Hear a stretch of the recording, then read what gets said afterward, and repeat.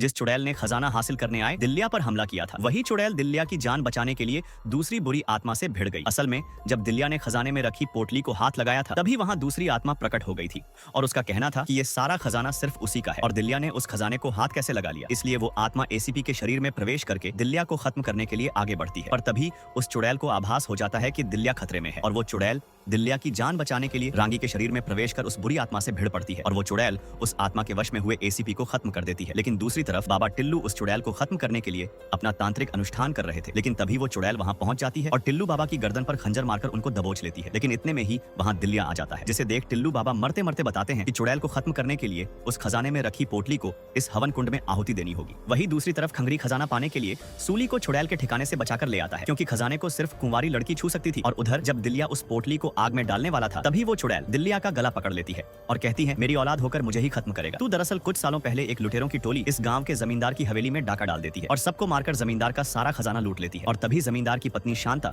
जो 9 महीने की गर्भवती थी, वो अपना सारा सोना एक पोटली में भरकर एक कमरे में छिप जाती है। लेकिन दुलाजी नाम का एक लुटेरा शांता को देख लेता है और उससे वो पोटली छीन कर जाने लगता है। लेकिन शांता उसके पैर पकड़ लेती है और उसे वहां से जाने नहीं देती। तब दुलाजी उसे मारकर वो पोटली लेकर चला जाता है। लेकिन शांता में अभी जान बाकी थी और तभी उसे पेट दर्द शुरू हो जाता है और तभी एक महिला आकर उसकी डिलीवरी करवाती है। लेकिन बच्चा पैदा होते ही शांता की मौत हो जाती है, जिसके बाद उसकी आत्मा भटकने लगती है और वो महिला उस बच्चे को लेकर लुटेरों से बचते हुए वहां से भाग जाती है और वही बच्चा दिल्या था। लेकिन दूसरी तरफ दुलाजी के मन में लुटे हुए खजाने को देखकर लालच जाग जाती है और वो सारा खजाना पाने के लिए अपने सरदार को मारकर सारा खजाना लेकर भागने लगता है। लेकिन बाकी लुटेरे उसका पीछा करते हैं पर दुलाजी सबको चकमा देकर वो सारा खजाना एक कुएं में छुपा देता है। लेकिन तभी वहां शांता की आत्मा आ जाती है और दुलाजी को उसी कुएं में गिराकर खत्म कर देती है और तब से दुलाजी भी एक आत्मा बन जाता है, जो मरने के बाद भी उस खजाने को नहीं छोड़ना चाहता था। नेक्स्ट पार्ट के लिए सब्सक्राइब कर दो।